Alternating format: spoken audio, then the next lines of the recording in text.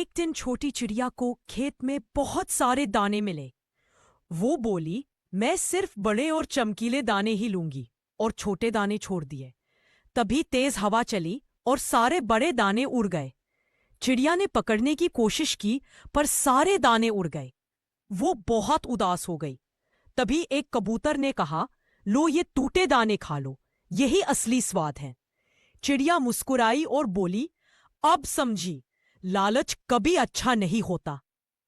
किसान और बड़ा कबूतर मिलकर एक बड़ा रॉकेट बना रहे थे और कुछ दिनों की कड़ी मेहनत के बाद रॉकेट बनकर तैयार हो जाता है और फिर कबूतर चांद पर जाने के लिए रॉकेट में बैठ जाता है और फिर चांद के लिए रवाना हो जाता है। 2 दिनों के बाद कबूतर चांद पर लैंड कर जाता है और वहां की जमीन जांचने के लिए एक गड्ढा खोदता है और फिर उसमें एक सेब का पेड़ लगा देता है। कुछ दिनों के बाद पेड़ बड़ा हो जाता है और फल आ जाते हैं, लेकिन कबूतर रोने लगता है। फिर लाइक सब्सक्राइब नहीं किया। वनवास के दौरान भगवान राम, माता सीता और लक्ष्मण एक घने जंगल में रह रहे थे। एक दिन सीता ने एक अद्भुत स्वर्ण मृग को देखा और उसकी सुंदरता से मोहित हो गई।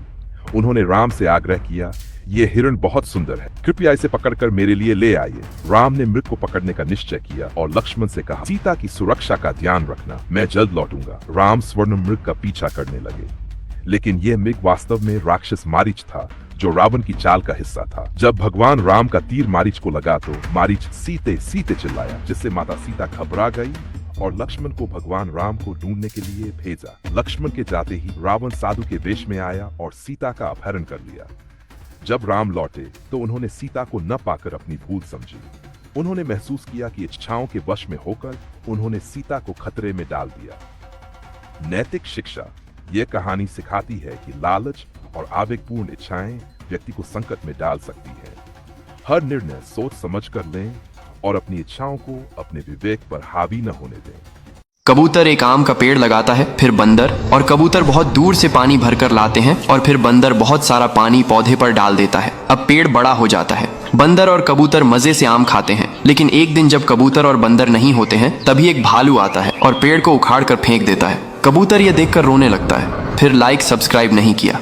दोस्तों, ये हरामी लोग कबूतर को जाल में पकड़ लेते हैं और फिर ट्रैक में बांध कर ले जाते हैं। कबूतर बहुत रोता है क्योंकि उसके बच्चे भूख के कारण रो रहे होते हैं। तभी बंदरों की गैंग कबूतर को देख लेती है और उन हरामी लोगों को मारकर भगा देते हैं। फिर बंदर कबूतर को जंजीरों से छोड़कर आज़ाद करा देते हैं, लेकिन बेचारा कबूतर फिर से रोने लगता है क्योंकि किसी ने लाइक सब्सक्राइब नहीं किया।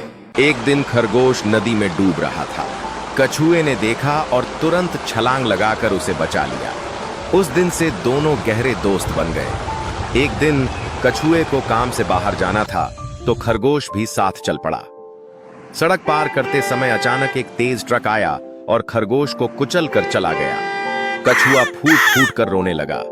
उनकी दोस्ती जंगल में मिसाल बन गई।